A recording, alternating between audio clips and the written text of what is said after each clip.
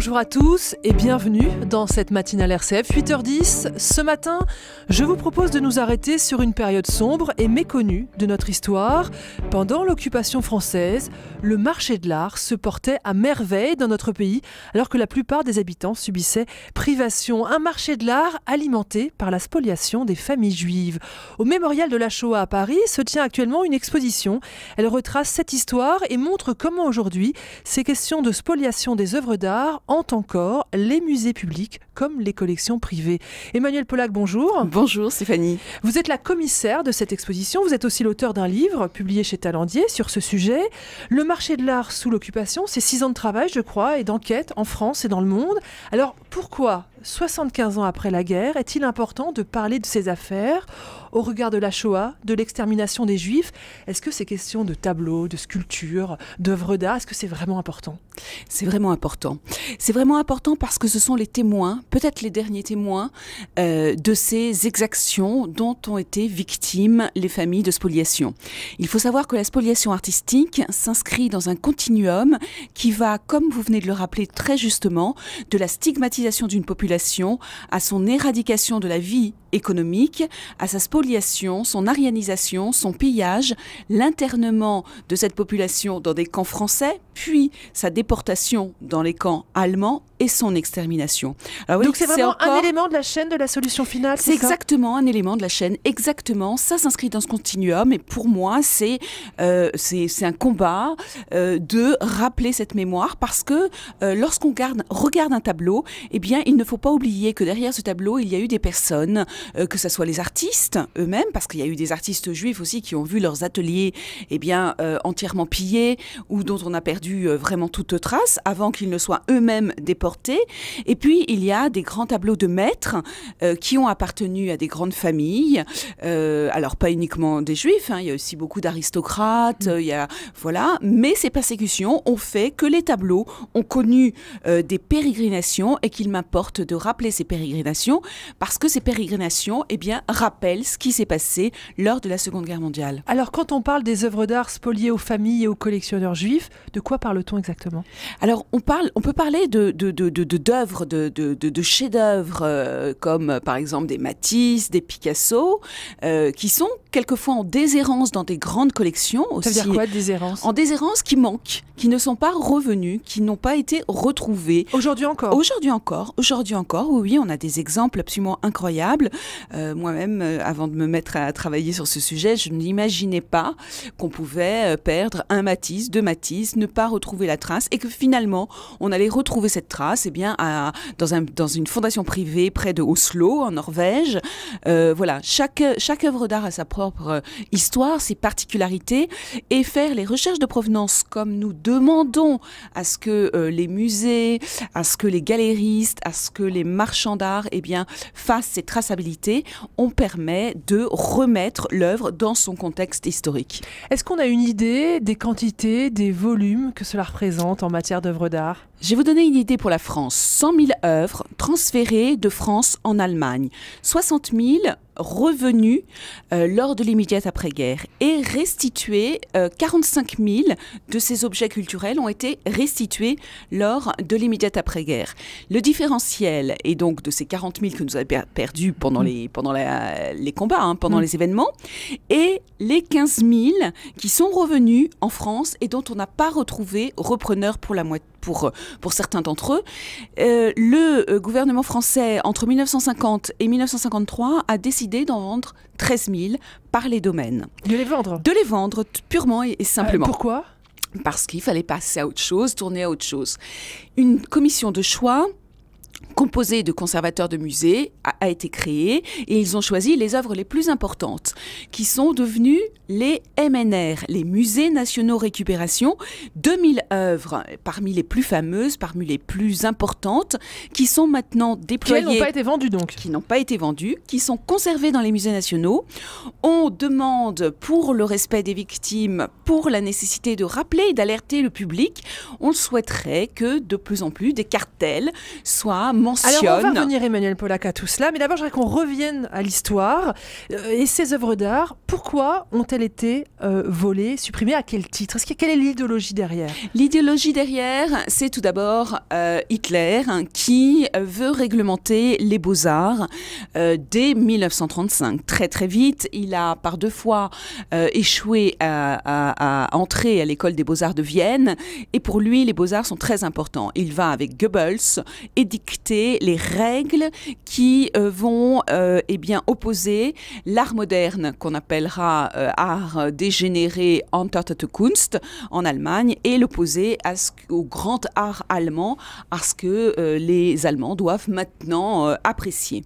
À partir de ça, il a la volonté de créer un grand musée, le plus grand musée européen à Linz, capitale de la Haute-Autriche, annexée, comme vous le savez, par le Troisième Reich. Et donc, au cimaises de ce plus grand musée européen, il va bien falloir trouver des œuvres d'art. Et il va trouver un terrain tout à fait favorable en Europe occupée. Alors, à la fois en Belgique, au Luxembourg, mais également en France. Rappelons-nous que la France est le premier pays et le premier marché de l'art en 1939. Donc, il va envoyer des émissaires qui vont écumer ce marché de l'art à la recherche des plus belles œuvres participant de l'art classique, et certaines d'entre elles, et les plus faciles d'entre elles, à prélever sont celles dans les collections des familles juives. Pourquoi? Parce que vous avez les ordonnances allemandes qui participent de cette spoliation et les lois de Vichy qui vont aider aussi à la réalisation. Alors justement, c'était ma seconde question. Quel est le rôle de Vichy dans cette affaire? Alors le rôle de Vichy est très important à travers la loi du 22 juillet 1941 qui dit que chaque société, bien mobilier, bien immobilier qui appartiendrait à un juif, eh bien, pourrait être doté d'un administrateur provisoire. Et ceci afin d'éliminer les juifs de la vie économique. Et ce qu'on découvre dans cette exposition et dans votre livre, c'est que pendant ce temps, le marché de l'art se porte bien. On parle même de frénésie. Alors, qu'est-ce qui se passe exactement? Alors, ce sont 2 mondes parallèles. Vous avez les Juifs qui sont stigmatisés, qui sont persécutés. Une partie de leur patrimoine artistique, pour certains d'entre eux. Tout le monde n'avait pas un patrimoine artistique. Quelquefois, je vois à l'hôtel Drouot passer des machines à coudre, des ateliers de cordonniers. Et là, j'observe finalement les spoliations. Pour les ateliers artisanaux, c'est le marais, les petits commerçants qui voient leurs ateliers démantelés et qui passent à l'hôtel Drouot.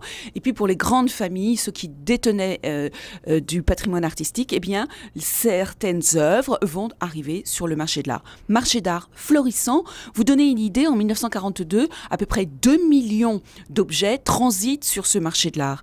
Et donc, on observe 2 mondes qui n'ont plus strictement rien à voir, si ce n'est ce passage d'œuvres à l'hôtel Drouot, puisque c'est la maison de vente la plus importante. Qui va en profiter?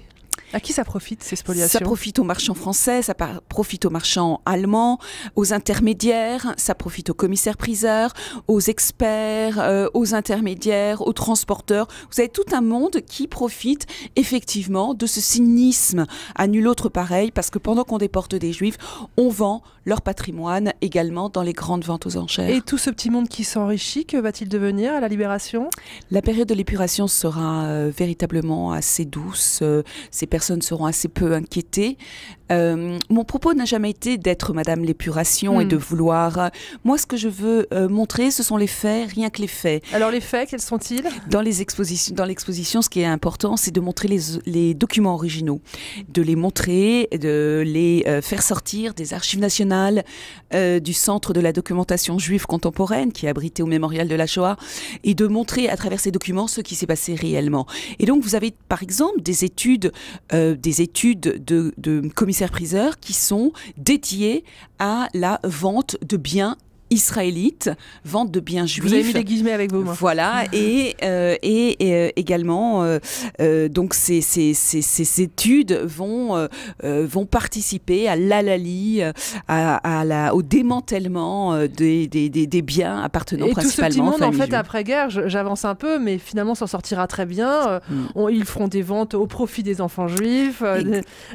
Très vite. Le cynisme n'a pas de limite. Absolument, très vite, ils ont envie de tourner Kazakh, de tourner l'opinion publique en leur faveur. Et il y a, comme vous l'avez dit, à partir de novembre 1944, des ventes organisées en faveur des familles, des FFI, en faveur des familles de déportés libérés. Oui. Emmanuelle Pollack, aujourd'hui en 2019, est-ce que c'est un sujet encore compliqué à aborder? C'est un sujet très compliqué, c'est toujours un sujet très sensible. Imaginez bien qu'on bouscule un peu les musées, on bouscule un peu les maisons de vente, on bouscule certains galéristes, certains marchands d'art. Mais pour autant, je suis assez heureuse parce que je pense que c'est un temps où tout le monde a compris qu'il était nécessaire de faire avancer ce dossier. Nous le devons à la mémoire des victimes de la Shoah. J'ai l'impression, j'ai le sentiment que dans les musées, à Paris, mais aussi en province, on voit de plus en plus d'œuvres avec des cartels précisant qu'on recherche leurs propriétaires. Est-ce que la prise de conscience progresse? Oui, tout à fait. Oui, oui. Et en 2019, on a l'impression de vivre un vrai élan. Il y a eu la création d'une mission sous la tutelle du ministre de la Culture. Cette mission s'appelle Mission Recherche et Restitution des œuvres spoliées entre 1933 et 1945. C'est directement abrité au secrétariat général du ministre de la Culture et je pense qu'il y aura un élan, d'ailleurs tous nos espoirs portent sur cette mission, un vrai élan pour faire avancer cette question. Alors on a parlé des musées français qui cherchent les propriétaires. Est-ce qu'il y a des familles juives qui recherchent leurs biens? Tout à fait, tout à fait. Moi, le dimanche après-midi, je rencontre au mémorial de la Shoah certaines familles qui se posent encore des questions. Et effectivement, il y a encore des familles qui recherchent leurs biens. Vous dire que quand on restitue un dessin, un tableau, c'est pas un dessin, un tableau que vous restituez. C'est une mémoire, c'est une identité. Et surtout, ce que veulent les familles, c'est que l'on reconnaisse les exactions dont leur famille a été victime. C'est véritablement ce qu'on cherche. C'est un combat de justice, c'est un devoir de mémoire. Est-ce qu'il y a des belles histoires quand même? Il y a des belles histoires, oui, bien sûr. Vous en racontez une? Alors, je vous en raconte une très très vite. Un grand marchand de céréales qui s'appelle Georges Lévy, qui, déporté à Drancy, voit qu'il ne pourra pas s'en sortir, confie sa collection en déshérence, collection qui a été spoliée par les Allemands. Eh bien, il fait un testament en faveur de son ami Jacob Kaplan, qui deviendra le grand rabbin Jacob Kaplan, et il lui dit... Voilà, lorsque tu retrouveras un tableau, tu le vendras et le bénéfice de cette vente ira aux œuvres philanthropiques juives, que ce soit au mémorial de la Shoah ou à l'OSE, à charge des ayants droit de choisir les œuvres dont ils veulent qu'elles soient bénéficiaires. Et vous voyez qu'à travers cette histoire, eh bien, on continue un petit peu le souhait de Georges Lévy, le souhait du grand rabbin Kaplan, et vous dire que nous avons retrouvé un tableau qui appartenait à cette collection, que cette œuvre d'un joli Odilon Redon, des fleurs dans un vase, est présentée au CIMES du mémorial de la Shoah, et que derrière ce tableau, il y a, comme vous venez exactement de le dire, il y a une jolie histoire, il y a une histoire, il y a la mémoire de Georges Lévy, déporté de France et mort à Auschwitz. Emmanuelle Pollack, l'exposition sur le marché de l'art se tient jusqu'au mois de novembre au mémorial de la Shoah. Comment est-ce qu'elle est organisée? Alors, l'exposition est organisée en trois grands départements. Tout d'abord, je parle de certains galéristes d'art moderne qui ont défendu l'art moderne et qui ont été largement inquiétés, dont les élans et les efforts ont été complètement stoppés par la guerre. Puis, une grande partie sur l'hôtel Drouot et sur les ventes aux enchères. Et vous voyez, je vais recevoir le président de l'Union des commissaires-priseurs. Donc, on voit bien que cette histoire, on doit la faire de façon les gens aujourd'hui. Absolument, et la faire de façon apaisée.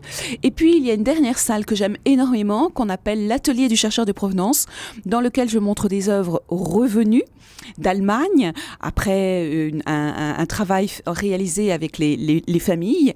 Et j'ai transféré ma bibliothèque. Ma bibliothèque est mise à disposition. C'est une bibliothèque très spécialisée, parce que ce livre est issu d'une thèse de doctorat, donc j'ai pu il y a de la matière derrière. Collecter quelques ouvrages.